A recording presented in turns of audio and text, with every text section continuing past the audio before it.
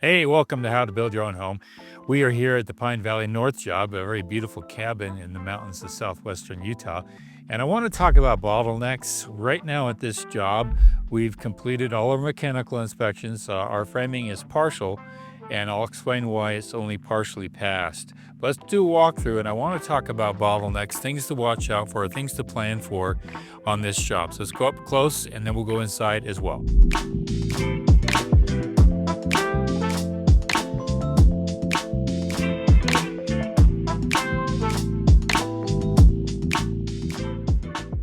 Okay, one of our hiccups that we've had on this job is our windows. We did order windows way back in the very end of October of last year. And we were supposed to have our windows on the 4th of this month. Actually, we were supposed to have them a month ago. But a couple of hiccups, things that were unforeseen. We had a salesperson who didn't double check the dimensions. And when I asked for a double check on it, things were off. So that put off our manufacturing date, which put off our delivery date. When you do a custom home like this and you've got window dimensions that you've changed or you're making adjustments through the whole process, you really have to wait on ordering your windows. And that's basically what we had to do. And I didn't order windows until really we were solid on all of our openings. So that put us behind a little bit. If you're a straight up, a modular home, a simple home, and you know your dimensions are not going to change, then go ahead and order your windows in advance. But on this home, we have a lot of changes. So if you can see up here, we have windows that are not in. So my siding crew said, hey, can we get started anyway? And I said, yeah, that's sure. And so they did get started. So you can actually see a transition of insulation, some of the cement boards up, some of the shake is on the side of the house. So that was actually good to get some of that started. So you can see a transition. You can see layers that are there for the home. We've got the mineral wool, 1.5 inch of mineral, getting a little over 5 additional R value, which is mold proof, fireproof. And in this neck of the woods, fireproof is a real plus. So that again is a little hiccup, but it's something you have to plan for. If you're a high custom home and you really want to make sure your window openings are just right, then you're going to have to order your windows a little later and have to deal with the delay on that. So let's go around the other side here. I want to show you another issue. Okay, another issue is sometimes you don't think you need your doors at the right time, but here we needed the doors sooner. This is called an exterior door. In my neck of the woods, we call them man doors. I don't know why. I don't know where that came from, but we call them exterior man doors. This is a solid core door. It's got a fire rating to it. This is going into the garage. But I needed this door installed so that the siding crew can come along here and put in their trim and their siding and all that. Without this door, we can't put the siding on. So you want to make sure that this is got here sooner than later. We're going to go inside. I'm going to talk to you about some doors that we've ordered and why I have to get them here sooner rather than later, which is what I'm used to. So let's go inside. Okay, we're inside the house here, and I wanted to talk about doors since we had to get the outside door because the trim had to be installed, but it can't be installed without the door installed. Inside, I'm having to have the doors delivered sooner rather than later. Why? Because I'm doing kerf doors on this house. So what is a kerf door? A kerf door is where you have your drywall installed and there's a piece of flashing that hooks into the casing of the door, and it's a clean, smooth look. So there's no trim around the doors, no typical hardwood or any kind of wood trim at all. So I have to have the doors installed first. So that's another hiccup. If you don't get that done in time, then it's going to hold up your drywall. So I've got those ordered. I've got those coming. One thing I want to allude to is a post I will be doing here in the near future is I'm actually building a sauna here. I'm going to go over in detail about saunas. I've spent weeks now studying saunas.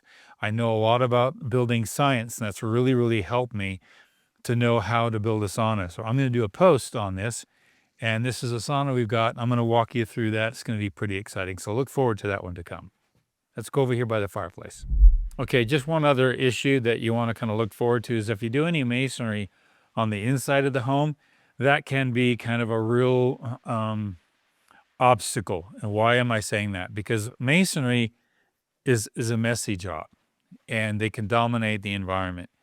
And do you want to have your masonry on your rock, basically on your fireplace now, or do you want to do it with the nice floor already installed?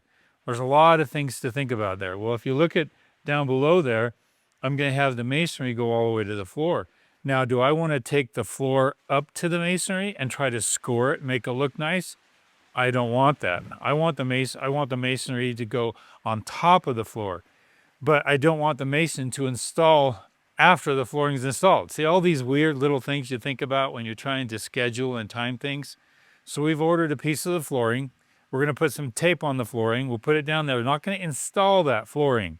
We're just going to put it there so the mason can come right down to within maybe 2/8 of an inch of that floor, so there's some room, so that when the flooring installer comes, they can just slide it right under that masonry. Now, these are some guesses, 2 or 3/8 of an inch above that, or right flush with it. I don't want to make it difficult for the flooring installer, but I also want that look to be clean. So these are things I look for, and I'd look at the timing of things, the schedule of things, what should come after this, and should this come before that. I kind of don't go to sleep at night until I get all that worked out in my head. So these are things to think about with regard to homes, especially any kind of a custom home. You can see that up here, one of the things we had to get installed was our closed cell foam. Now, you know me, I haven't really been a fan of closed cell foam, but I had to put it in that rafter system. Why? Because that rafter is a 2x8, all right? And I couldn't get my R value that I needed in a 2x8 with regular blow-in or bat insulation. It wasn't going to work. So I had to get this on. Plus, it added a lot of structural integrity to the roof.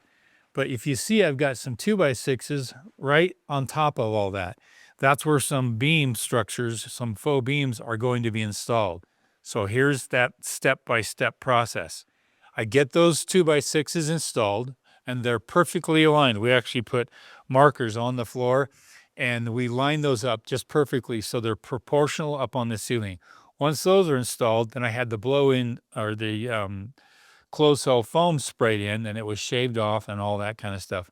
Now I can have my drywallers come right up to that cleat, basically.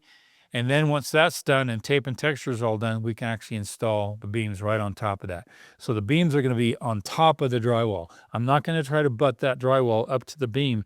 That drywall is going to be behind that beam. Again, looking for the cleanest look you possibly can. And that requires thinking about steps. And if you can think about those steps, wait a minute, if we do this first, what will happen with that job? Will it make that job more difficult? I have a flow chart in my program at How to Build Your Own Home, and it has pages and pages, and I keep adding to it. If you have this, then you need to consider this, and if you have that, you need to consider this. And it's kind of helpful. A lot of students really rave about that. It's several pages long, and I keep tweaking it. One of these days, I'll get it on a laminated piece of plastic, but because I keep editing it, I haven't really made it to that level yet. But it's very helpful in the program. Just go to howtobuildyourownhome.com, take the self-managed course, and it's in the download section. You'll see the flow chart there. Anyway, this is Keith. I just wanted to give you some hiccups to watch out for, which are bottlenecks. And I have another form that has, when you download it, it's in the introduction of the course. It's called Bottlenecks that you have to really watch out for. And if you don't hit these things just right, it can throw everything off.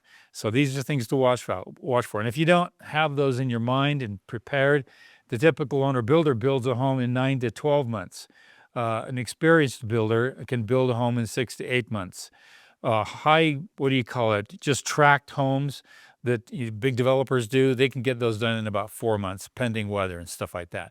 So that helps you understand what you're up against. It's a time factor, and if you don't hit things just right, it's going to delay the production and the build of that home. It's not that bad, but it's just nice to know what to avoid and what hiccups to watch out for.